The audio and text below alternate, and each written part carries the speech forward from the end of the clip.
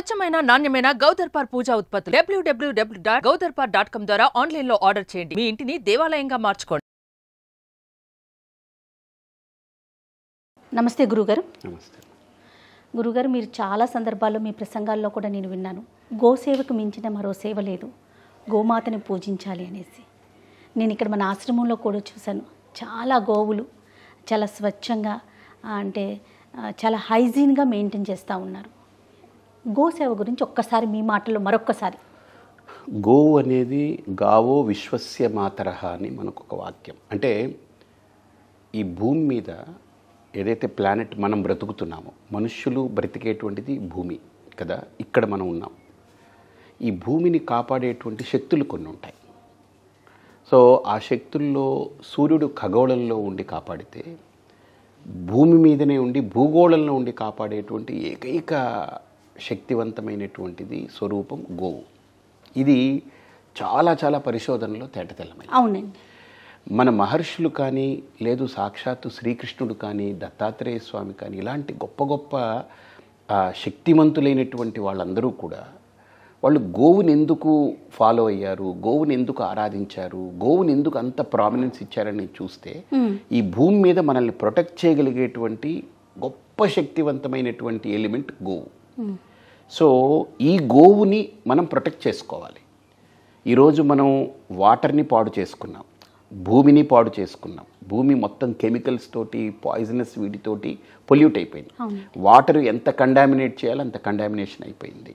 Air pollution అయిపోయింది. ఇంకా అవ్వందల్లా fire, ఎందుకంటే దాన్ని ఏం చేయలేవు, అది కాల్చేస్తుంది దేన్ని. కాబట్టి ఇంకా అక్కడి నుంచి ఇంకా ఆకాశము ఇంకా వేరే పంచభూతాల్లో 3 ఎలిమెంట్స్ని మనం ఎంత నాశనం చేయాలో మనిషి సర్వనాశనం చేసేస్తున్నాం. కానీ అట్లీస్ట్ మన పరిసరాల్లో అయినా, మన వరకైనా మనల్ని ప్రొటెక్ట్ చేయగలిగేటువంటి ఒక శక్తివంతమైనటువంటి ఎలిమెంట్ ఏంటంటే గోవు.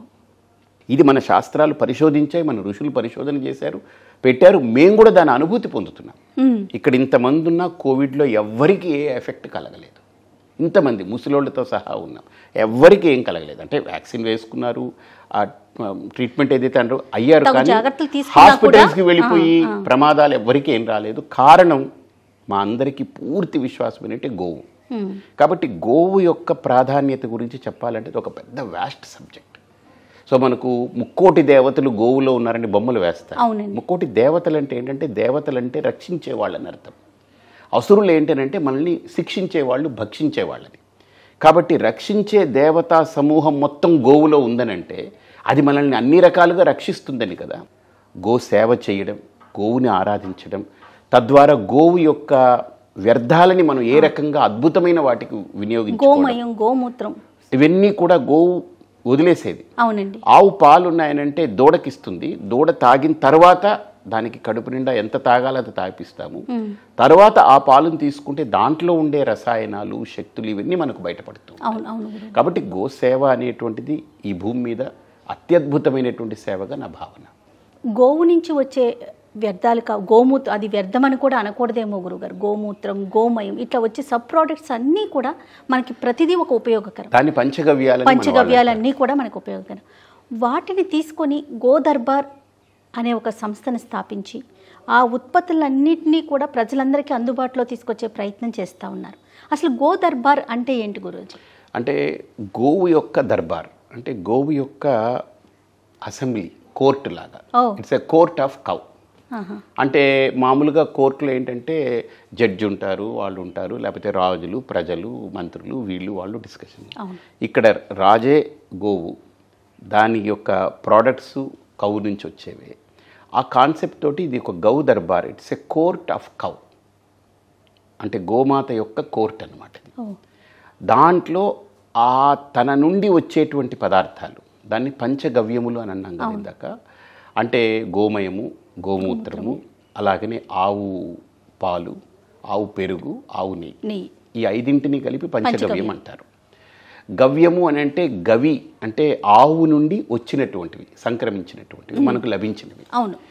ఆవు పేడ అనేటువంటిది చాలామంది ఏమనుకుంటారంటే ఇదేదో జంతువు యొక్క పేడ అంటారు.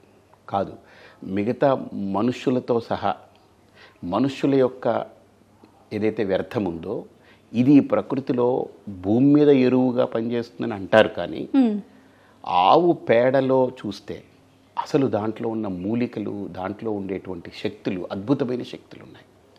అందుకనే పూర్వం రోజుల్లో ఏంటనంటే ఆవు పేడని పిడకలుగా మార్చి మనకు నిత్యం యజ్ఞం జరిగితే ఆ పిడకల్ని వాడేవారు వాళ్ళు. ఆ పిడకల్ని అందులో వేయడం వల్ల ఏంటంటే ఆక్సిజన్ జనరేట్ చేయడానికి అద్భుతమైనటువంటి ఆ శక్తి పిడకల్లో, ఆ పొగలో ఉంటుంది. ఆ పొగలో ఏంటనంటే ఎక్కడెక్కడైతే ఈ బ్యాడ్ ఎలిమెంట్స్ని అన్నిటినీ డిస్పెల్ చేయడం, వాటిని తొలగించడం, నిర్మూలన చేయడం, ఆక్సిజన్ని రిఫ్రెష్ చేయడం, అద్భుతమైనటువంటి ప్రక్రియ ఆవు పేడతో వస్తుంది. అండ్ ఆవు నెయ్యితో వస్తుంది. అండ్ ధాన్యం ఏదైతే ఉందో దాన్ని నవధాన్యాలు ఉన్నాయి కదా, అవి మనం అగ్నిలో వేయడం వల్ల వాటి వల్ల వస్తుంది. అండ్ కట్టెలు కూడా ఏది పడితే అది కట్టెలు కాదు, సమిధలు అన్నారు దాంట్లో యజ్ఞంలో వాడే. సమిధలుగా తీసుకోబడేవి ఏమిటనంటే రావి, జువ్వి, మర్రి, తర్వాత మామిడి, తర్వాత చండ్ర, ఇలా రకరకాల జిల్లేడు, ఈ కర్రలన్నీ చెప్పారు. వీటిని సమిధలుగా మార్చి అందులో వేయాలన్నారు.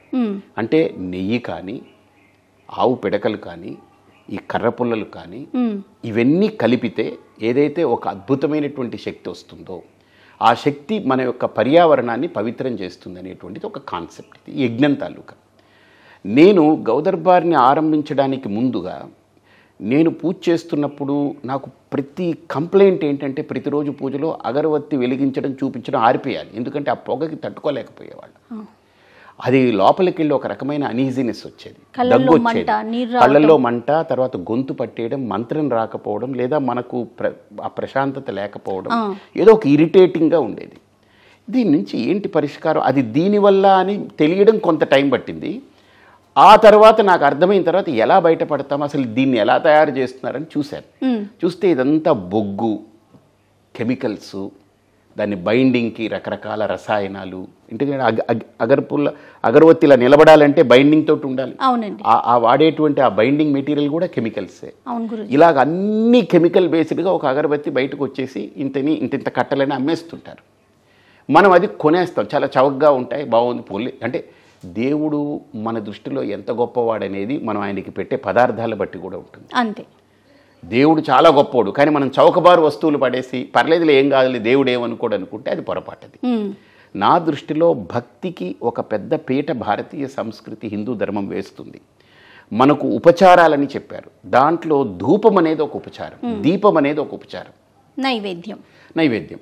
ఇవన్నీ మిగతా మతాల్లో ఉండవు కాబట్టి వాళ్ళకి ప్రాబ్లం. కానీ అయినా కూడా వాళ్ళు అగరబత్తీలు పెడుతున్నారు. పూర్వం రోజుల్లో ఇవేవి లేనప్పుడు వాళ్ళు కూడా దీపాలు వాడాల్సిందే. ఇప్పుడంటే ఎలక్ట్రిఫికేషన్ వచ్చింది, ఎలక్ట్రిసిటీ వచ్చింది కాబట్టి లైట్ వచ్చాయి, కానీ లేకపోతే వాళ్ళకి ధూపం వాడాల్సిందే. ధూపం ఖచ్చితంగా వాడుతున్నారు. ఇప్పుడు ముస్లిం కల్చర్లో ఉంది, క్రిస్టియన్ కల్చర్లో ఉంది, అన్నిట్లోనూ ఉంది. నాదేంటంటే మతాలకు అతీతంగా దీపం కాస్త పక్కన పెడితే ధూపం అనేది మనకు ఒక యజ్ఞం లాంటి భావనతో అక్కడ మన వాతావరణాన్ని పవిత్రం చేయాలి, మన ఆరోగ్యాన్ని ఇంకా ఎన్హాన్స్ చేయాలి, హెల్దీ సిచ్యువేషన్ని, సిమ్టమ్స్ని పెంచాలి. తర్వాత మనకు ఆ పూజలో కూర్చున్నంతసేపు చాలా ఫోకస్డ్గా, కాన్సన్ట్రేషన్ ఎక్కడ డీవియేట్ అవ్వకుండా మనం చేయగలిగే వాతావరణం అది సృష్టించాలి. ఇవన్నీ దృష్టిలో పెట్టుకుని నేను ఏం చేశానంటే కొన్ని రోజులు అగరవత్తులు మానేసి నేను ఈ పిడకలు వాటిల్లోనే అన్నీ వేసి చేయడం ఏదో ఒకటి చేశాను. అది కొంత వర్కౌట్ అయింది. కానీ ప్రజల్లోకి ఇవన్నీ ఇవ్వాలంటే మళ్ళీ ఈ బొగ్గులు పెట్టి ఇవి చేసి ఇవన్నీ చేయాలంటే కష్టం కదా. అందుకని నేనేం చేశానంటే దాన్ని చాలా ఒక ఇంచుమించు 8 నెలలు దాని మీద అన్ని పక్కకు పెట్టి R&D చేశాను నేనే స్వయంగా. చేసి యజ్ఞంలో వాడేవి సమిధలు వాడుతాం కదా, అలాగనే ఇక్కడ వుడ్ పౌడర్ వాడాలి, బొగ్గు వాడకూడదు. అలాగనే మనకు నెయ్యి వాడతారు కదా, ఆ నెయ్యికి ఇందులో ఏం కాంపెన్సేట్ చేస్తాము, నెయ్యి వాడాలి. అలానే పిడకలు హోమంలో వాడతాం. ఇవన్నీ బెస్ట్ ఇంగ్రీడియంట్స్ కదా, వీటిని తీసుకొచ్చి పర్ఫ్యూమ్ కూడా మంచి పర్ఫ్యూమరీస్ దగ్గరికి వెళ్ళాను నేను. నాకు దీంట్లో హానికరం కానిది, హితకరమైనది, అందరికీ అందుబాటులో కూడా వచ్చేటువంటిది నాకు ఇవ్వాలి అని వాళ్ళతో మాట్లాడాను. వాళ్ళు కూడా నా బాధ విన్నారు. మేము కూడా వీటితో ఇబ్బంది పడుతున్నాం, మీరు తయారు చేస్తే మాకు కూడా పంపండి అని చెప్పి వాళ్ళు అన్నారు. సో మొత్తానికి అన్నీ కలిసాయి. కలిసిన తర్వాత మా R&Dలో ఇప్పుడు బైండింగ్ ఫ్యాక్టర్, అసలు ఇప్పుడు ఇవన్నీ తయారు చేసాం, ఇది అగరబత్తి లాగా తయారు చేయాలంటే బైండింగ్ చాలా బయట ఏం వాడుతున్నారని నేను వింటే నాకు అసలు అగరబత్తే వద్దనిపించే పరిస్థితి వచ్చింది. దీని గురించి బాగా ఆర్ఎండి చేస్తే మనకు అడవిలో ఒక చిక్కుళ్ళు మొలుస్తుంటాయి, అడవి చిక్కుళ్ళు అంటారు. అది అడవి చిక్కుళ్ళలో ఉండేటువంటి గమ్ము దేనికి ఉండదు, కానీ అది కాస్ట్లీ, అది గోరుగమ్ అంటాం. సో అది మనకు దొరుకుతుంది. అది నేను వెతికి పట్టుకున్నాను. దాంట్లో గమ్మింగ్ నేచర్ ఉంటుంది. అది వేయడం వల్ల ఏంటనంటే మనకు హానికరం కాదు, బైండింగ్ ఉంటుంది. తర్వాత ఈ అన్ని ఇంగ్రీడియంట్స్తో పాటు అది కూడా న్యాచురల్ వెజిటబులే కాబట్టి అది విషప్రదానం కాదు. అది చాలా మంచిది. సో ఇవన్నీ నేను వర్క్ చేసి దీని మీద చేసి ఒక్క అగరబత్తి కోసం నన్ను అన్నారు ఒకళ్ళు, ఒక్క పుల్ల కోసం మీరు ఇంత కష్టపడుతున్నారని. ఇది అలా అనుకోకండి, ఇది దేవుడి దగ్గర పెట్టేటువంటి సాధనం. ఇది ఒక హిందువే కాదు, అన్ని మతాల వాళ్ళు వాడతారు. ఈవెన్ నాస్తికులు కూడా ఇళ్లలో శుభ్రం చేసుకుంటే వాడికి దేవుడికి పెట్టకపోవచ్చు, వాడి ఇంట్లో మంచిగా ఉండాలి, మంచి ఫ్రేగ్రెన్స్ ఉండాలి, వాతావరణం బాగుండాలని అనుకుంటారు కదా. సో ఇది నా యొక్క సంకల్పం. ఇది ఒక పుల్ల కాదు, ఇది నా సంకల్పము. కాబట్టి దీని నుంచి ఆరంభం అవుతుంది ఒక మార్పుకి. ఇది ఒక పుల్ల అని మీరు అంటున్నారు కదా, ఒక్క పుల్ల ఒక పెద్ద మార్పుకి పునాది అవుతుంది అని ఆలోచన చేసి దాన్ని తయారు చేసిన తర్వాత I felt it is going to make a big change అని అక్కడి నుంచి ఒక పుల్లతో మొదలైంది ప్రయాణం. పుల్లతో ప్రయాణం మొదలైంది. అద్భుతం. అది ఈరోజు గౌ దర్బార్ అనే పేరిట, ఎందుకంటే అది గోవు నుంచి వచ్చిందే కాబట్టి ఈరోజు చెట్లు పెరగాలన్నా గోవు యొక్క ఇదే వాడుతున్నాం. అన్ని మూత్రము పేడ ఇవన్నీ కలిపి మనం దానికి చెట్లకి వాడుతున్నాం. చెట్టు నుంచి వచ్చేటువంటి పౌడరు గోవు వల్లే. సేంద్రియ ఎరువుల కింద కూడా మనం వాడుతూ ఉన్నాం కదా. ఈవెన్ న్యాచురల్, ఈవెన్ సేంద్రియ ఎరువుల కంటే కూడా దాన్ని న్యాచురల్ అంటాం, ప్రకృతి వ్యవసాయం అంటాం. దాంట్లో ఏంటంటే సహజంగా ఆవు పేడ ఆవు మూత్రం ఇవన్నీ పడిపోతుంటే అవి సహజంగా భూమి తన్ని తినేసి తను బలవర్ధకమై అక్కడి నుంచి తన నుంచి వచ్చే వృక్షాలు సస్యాలన్నీ పెరుగుతుంటాయి. ఆ రకంగా ప్రతిదీ గోవు నుండి వచ్చిందే కాబట్టి పూజా ప్రోడక్ట్స్ మొత్తం కూడా కౌ బేస్డ్గా తీసుకొచ్చి దాన్ని అలా డిజైన్ చేసి ఒక ధూపము దీపం అనే కాన్సెప్ట్ తోటి ప్రజలందరికీ అందుబాటులో ఉన్నాయా గురువుగారు? ఆ రేట్లు కూడా ఎలా ఉంటాయనంటే మిగతా కంపెనీలు ఏ రేట్లు ఇస్తున్నా ఆ రేట్లలోనే మనం ఇస్తున్నాం. అంటే అది ఇవ్వాలి అని అంటే it's a big competitive market. ఇప్పుడు నా అభిప్రాయం ఏంటంటే మిగతా కంపెనీలన్నీ బొగ్గు పొడితో ఇస్తున్నారు కదా, మనం కెమికల్స్ లేకుండా ఈ గమ్మింగ్ విషయంలో కానీ బైండింగ్ విషయంలో కానీ పౌడర్ విషయంలో కానీ జాగ్రత్తలు తీసుకుని 100% క్వాలిటీ ప్రోడక్ట్ని వాళ్ళ ముందు పెడుతున్నాం. సో దీని మార్కెట్ దీనికి ఉంటుంది. And I never feel that I'm a competitor, because నాతో కాంపీట్ చేసే పదార్థాలు అక్కడ లేవు. అప్పుడు నేను కాంపిటీటర్ని అనుకోలేను కదా. ఎవరైతే తీసుకుంటారో భక్తులు కావచ్చు, సామాన్య ప్రజానికం కావచ్చు, వాటిని ఫీల్ అయితే వాళ్ళకే అర్థమవుతుంది. ఒక్కసారి దీన్ని టచ్ చేసిన తర్వాత వాళ్ళకి డిఫరెన్స్ తెలిసిపోతుంది. సో ఆ డిఫరెన్స్ వాళ్ళు ఫీల్ అవుతున్నారు. ఇప్పుడు నా అగరబత్తి సంగీతం క్లాసులు నేర్పే వాళ్ళందరూ పెట్టుకుని వాళ్ళు అది అగరబత్తి పెట్టి వాళ్ళు ట్రైల్ వేశారు. వాళ్ళకి ఎక్కడ వాళ్ళు పాఠాలు నేర్పడంలో కానీ పాటలు పాడడంలో కానీ పిల్లలకు కానీ ఎక్కడా డిస్టర్బెన్స్ లేదు. నేను హై బ్రాంకైటిస్ ఉన్నటువంటి వ్యక్తులు ఉన్నారు నాకు, నా భక్తుల్లో నా ఫాలోవర్స్లో. తర్వాత మా సొంత పేరెంట్సే, మా నాన్నగారికి ఉండేది. ఆయన రోజు అగరబత్తి పెట్టి వాసన పీల్చుకుంటే కూడా ఆయనకి ఏమయ్యేది కదా. ఆయన అగరబత్తి పెడితేనే ఆయన కంఫర్టబుల్గా ఉండేవారు. అంటే దాంట్లో నుంచి ఆక్సిజన్ రిఫ్రెష్ చేయగలిగే కెపాసిటీస్ ఉన్నాయి. అది ఆయనకి he felt it very good. మనం గౌ దర్బార్ ద్వారా ఏ ప్రోడక్ట్స్ తీసుకొచ్చామండి? బేసికలీ 3 తెగలు చేశాం.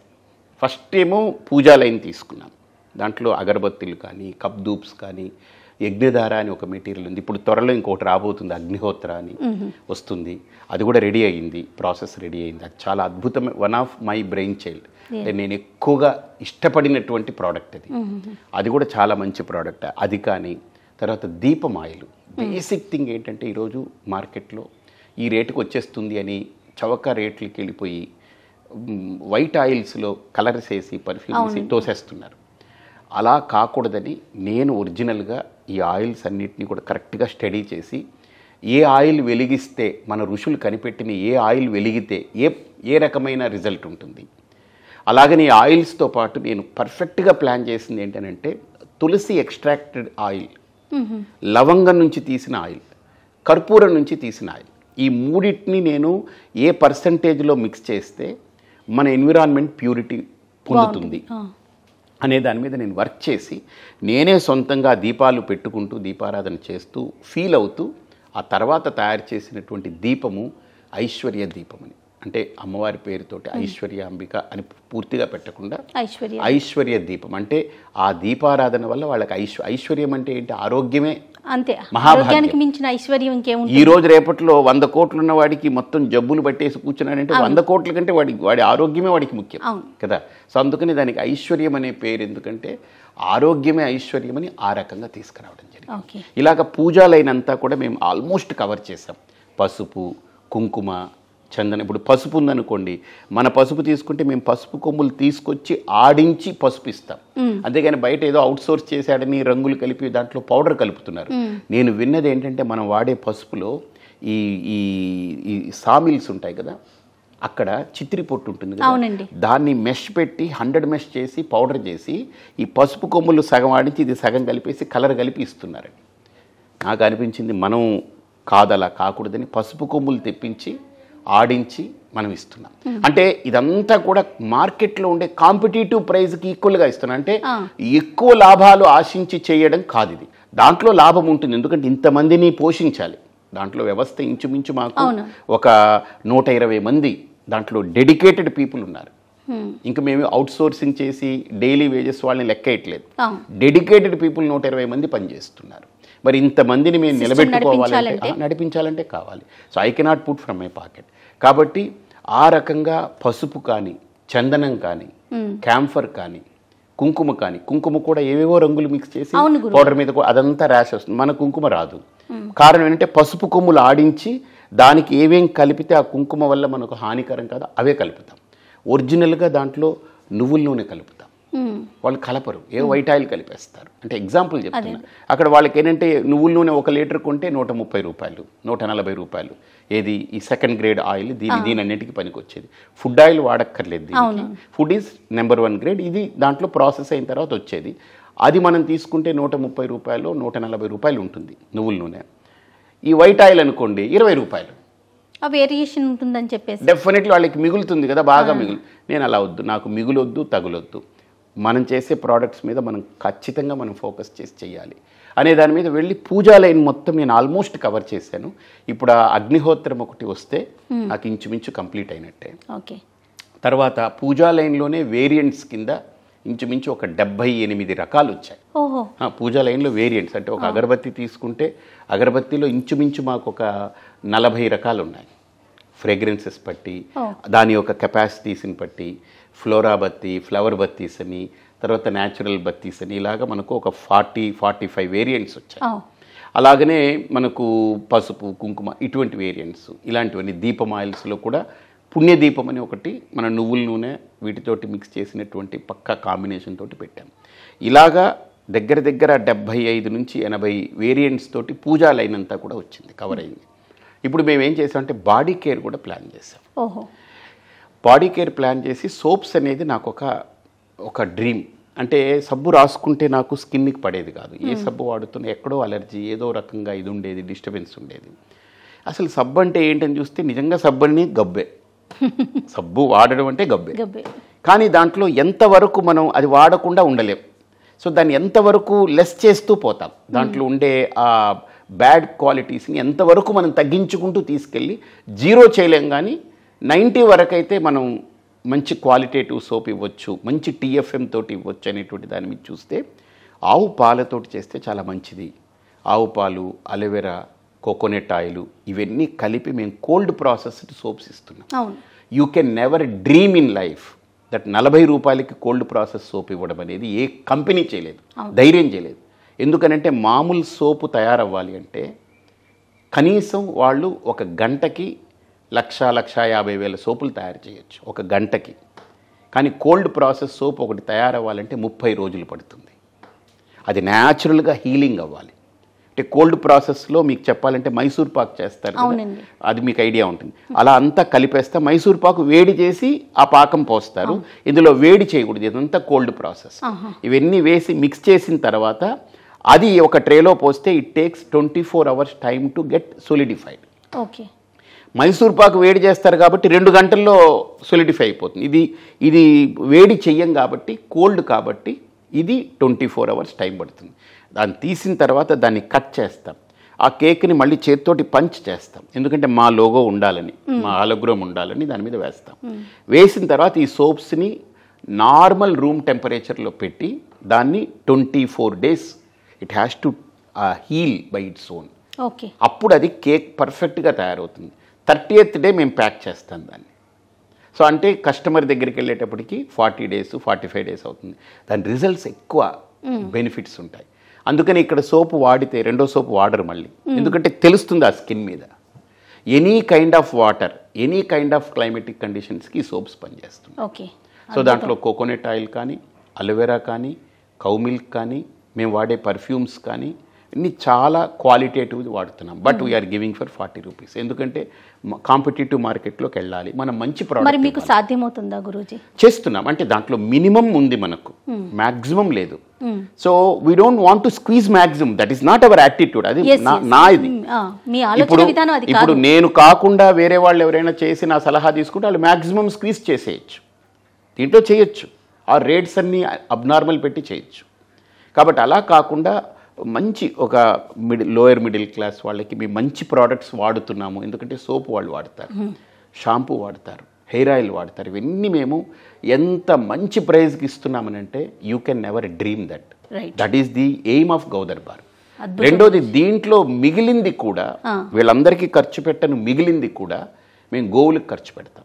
గోవుల్ని బాగా చూసుకోవాలి, ఎందుకంటే గోవే కదా. గురూజీ, గోశాలను చూసాను, అసలు ఎంత ఆనందం అనిపించిందంటే ఇలా ఈ గోశాలని ఇలా కూడా ఉంటాయా. అది మేము మేత పెట్టిన తర్వాత మీరు మళ్ళీ ఏదైనా పట్టుకెళ్తే తినవు, ఇలా పక్క మూత అంటే కడుపు నిండిపోతాయి. జనరల్లీ ఆవులు ఎదురు చూస్తాయి, జంతువులు ఏమొస్తాయని ఎదురు చూస్తాయి, చంటి పిల్లల్లాగా తినవవి. అలాగ మేము దాన్ని అంత బాగా డెవలప్ చేసాం. పిల్లల్ని, దూడల్ని మాకు ప్రత్యేకంగా ఒక వైద్య బృందం ఉంది, వాళ్ళు ఎప్పుడు నిరంతరం అవి చూసుకుంటూ ఉంటారు. అంటే ఇన్స్పైట్ ఆఫ్ దట్ కొన్ని ఇబ్బందులు వస్తాయి, అంటే పుట్టుక జీవి ఇవన్నీ కాబట్టి చెప్పలేం. ఏదో 1-2 అలా జరుగుతుంటాయి ఇన్నిటి మీద. బట్ 99.9% మేము we are totally focusing on that area. And Sandhya గురుకులను నడుపుతాము, దానికి కూడా కొంత గౌదర్బార్ సపోర్ట్ చేస్తుంది. అంటే రిమోట్ ఏరియా గౌదర్బార్ నుంచి వచ్చే ఏదైతే మిగులుతుందో కొంచెం మిగిలినా కూడా దాన్ని మిగతా వాటి సద్వినియోగం. అంటే టార్గెటే గోవులు, గోవులకు పెట్టాలి, గోవుల్ని బాగా చూడాలి మన టార్గెట్. ఎందుకంటే అది ప్రొటెక్ట్ అయితే ఈ భూమి క్షేమంగా ఉంటుంది అనేటువంటిది మన టార్గెట్ కోసం. అలాగనే బాడీ కేర్లో కూడా మేము soaps, shampoos, hair oils, hand wash ఇవన్నీ తీసుకొచ్చాం. ఈ లైన్స్ అన్నీ తెచ్చాం. ఇప్పుడు దాంట్లో కూడా ఇప్పుడు హెయిర్ ఫాల్ ఆగడానికి ఒక షాంపూ, ఒక హెయిర్ ఆయిల్ కిట్ తయారు చేస్తున్నాం.